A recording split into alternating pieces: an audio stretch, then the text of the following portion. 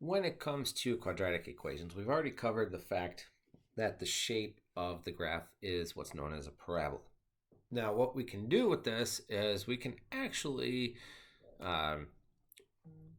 create graphs and questions pertaining to real world situations. So this is where our applications with parabolic functions comes into play.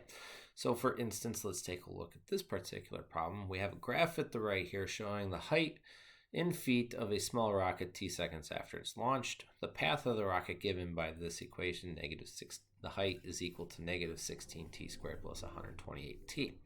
And we can ask all these different questions pertaining to it, like how long is the rocket in the air, greatest height the rocket reaches. Basically, this is just reading the graph. How long is the rocket in the air? Well, that's a question in terms of time.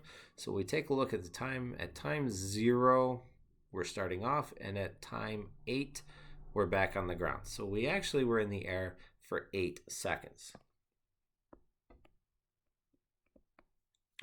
And what is the greatest height of the rocket? Well, basically, greatest height, we go to the top. There's my top.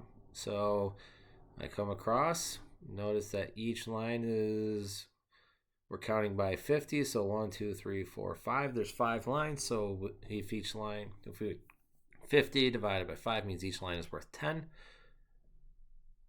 So that means we reach a height of 260 feet.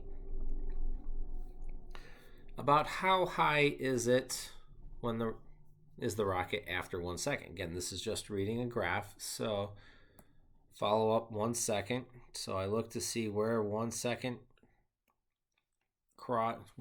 hits our parabola. So it's right about there. So I see we're kind of in between 100 and 110 feet. So we can say this is 105 feet after 1 second. After 2 seconds, about how high is the rocket? So again, same thing. I just go over to 2 and I go up until I see, I hit my dot.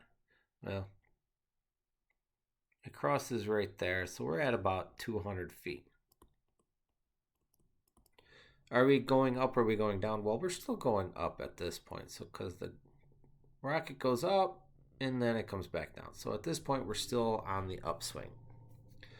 And then again, it asks at 6 seconds, how high is the rocket? So I go over to 6, I go up, and I see we cross again. We're right at about 200 feet. And are we going up or down? Well, at this point, we've gone up, and now we're back on the downswing, so we are going down. So and then we can ask another question like an F. Do we think the rocket's traveling faster from 0 to 1 second or from 3 to 4 seconds? So from 0 to 1 second, we went about 105 feet. So that rate is 105 feet per second. So from 3 to 4 seconds, again, 3 to 4 seconds, that's only a time lapse of 1 second. So at 3, we are at 240 feet.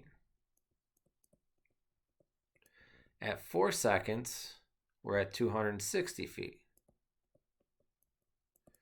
So how much did we climb in that second? Well, 240 to 260 is only 20 feet in that 1 second. So where are we moving faster? It's from 0 to 1. It has a greater slope.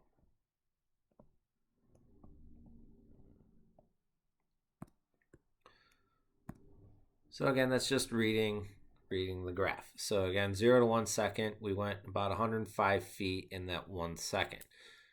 From 3 to 4 seconds, we only went up about 20 feet. So it has a 0 to 1 second has the greater slope, 105 feet per second, or the greater rate of speed. Using the equation, find the exact value of the height of the rocket at 2 seconds. So we are told time. So we have h equals negative 16t squared plus 128t. Now we are told what time is. Time is 2. So all we have to do is plug 2 in for t. And then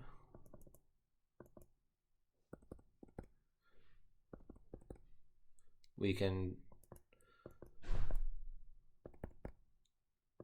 do negative 16 times 2 squared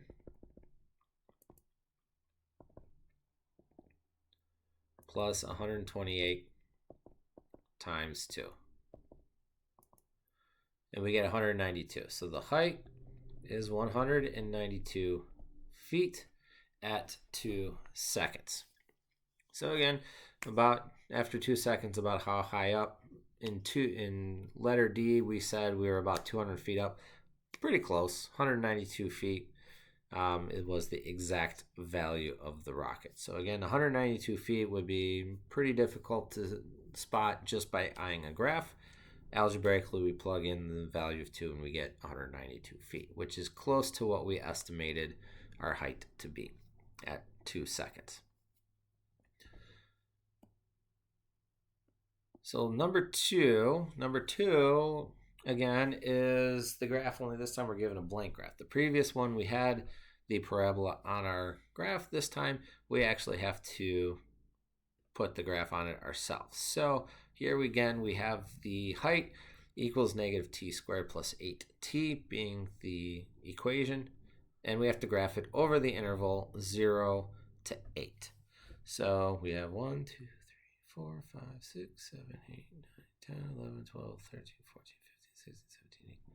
So every other line we could say is 1 second to give us a little more space. So the corner is going to be 0. And then every other line, 1, 2, 3, 4, 5, 6, 7, 8. So that's all we really need to do. Now what I want to do is I want to go into y equals. Clear anything out if you got it in there. And we can do negative x squared. Again, it doesn't matter what variable we have in our problem. Variable is a variable. So negative x squared plus 8x. And I want to graph it, so I need values. And I'm going from 0 to 8. So 0 gives me 0. So again, height. Pretty much we just check to see how high we go. And we don't go very high. We only go to 16. So each line can be represented by 1. So 1, 2, 3, 4, 5.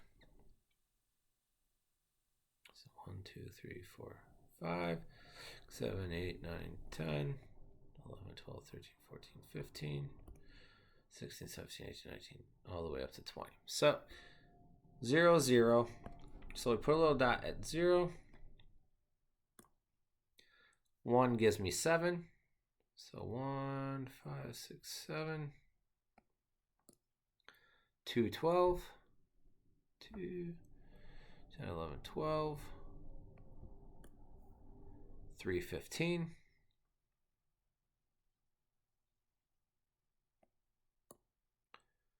4, 16. And then we start coming back down. 5, 15. 6, 12.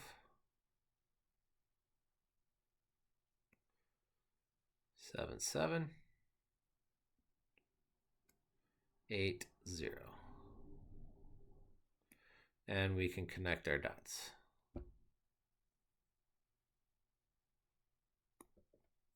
And now we can answer the questions here. What is the maximum height of the ball? Well, we can see we only got up to 16 meters. So here's the height. Come across 15, 16 meters. And what is the amount of time that the ball is above 7 meters? So where is 7 meters? Well, here is 7 meters. So how many seconds are we physically above that line? Well, we start at 1 and we go back to 7. So how many seconds do we have? 1, 2, 3, 4, 5, 6 seconds that we are above 7 meters. So that one was a basic couple question parabola. Number 3, we got a swim team member performing a dive from a 14-foot high springboard. Parabola below shows the path of her dive, and we have to find these two things, axis of symmetry and f of 6. So again, axis of symmetry is basically where I draw a vertical line through it, where if I were to fold it in half, my lines would overlap. So even though it's not half, because if I were to draw this vertical line on 4, do the two sides on either side of that line match up? And the answer is no, they don't match up. So it's not halfway from 0 to 4. It's really physically where is the folding point where I can map it out where the two sides look the same. And it's actually right there. So notice here we went left one, right one. And here we go 1, 2, 3 to the left, 1, 2, 3 to the right. So there's our folding point of our parabola. So the axis of symmetry is in between 2 and 4. Last time I checked, that means 3. So x equals 3 would be the axis of symmetry. F of 6, so x value being inside parentheses, so x value is 6. And I see my parabola is right there at the value of 6. And we are in between 12 and 16, so each line is worth 2. So that means 14 would be f of 6.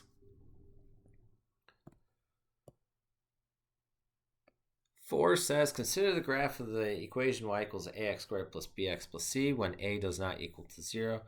If a is multiplied by 3, what is the result of the new graph? So question becomes, what's it look like? Well, in this case, it's only multiplying by a. So I don't really have to worry about bx and c. So the very basic generic equation would be y equals 1x squared. So if I were to multiply 1 times 3, my new equation would be y equals 3x squared. So these are actually the two that I'm going to compare. So what I have, I go to y equals, and what I want to do is I just want to put in the generic y equals x squared. So I take a look at the graph, and it draws x squared for me. Now I also want to compare it with 3x squared. And again, I'm going to take a look at the graph. So we already had x squared graphed, and then it drew 3x squared for me. So what happened? So it says the vertex is 3 units above the vertex of the original parabola. Well, that means I would be able to see both graphs within each other. So no, I did not move up at all. So it can't be 1. The new parabola is 3 units to the right. So that means I took x squared and I moved it right 3 spots. I don't have that. So I didn't move it at all. The new parabola is wider than the original. So we already had the original on there. When we drew the newer, it was actually inside, so we did not get wider. The new parabola is narrower. That is what happened. The newer parabola is inside, it got narrower. So anytime we multiply our leading coefficient by a whole number, we're going to end up narrowing the parabola.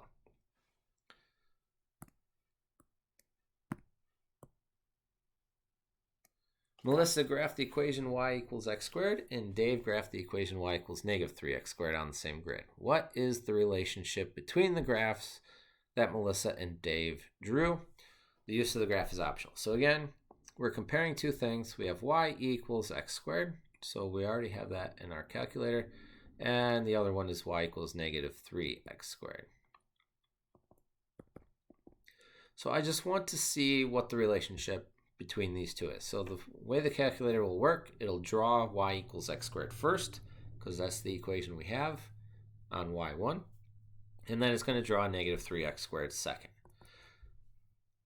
So we look at our graph. So there's x squared, and then there's negative 3x squared underneath it. So what is the relationship? Well, Dave's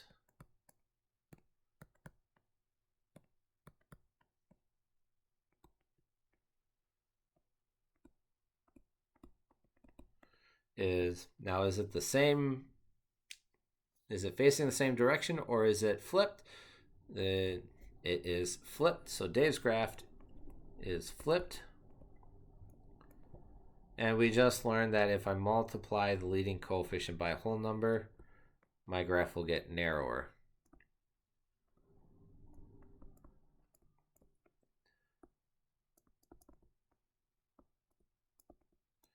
So Dave's graph is flipped and narrower than Melissa's. And then 6 is basically the same thing. The graph of a parabola represented by the equation y equals ax squared, where a is a positive integer. If we multiply a by 2, the new parabola will become, again, we just learned, if we multiply the leading coefficient by a whole number greater than 1, we are going to get a narrower parabola. So again, this is the graphs of real-world applications pertaining to time and height, and we can answer particular questions based on the measures that we're using within a graph.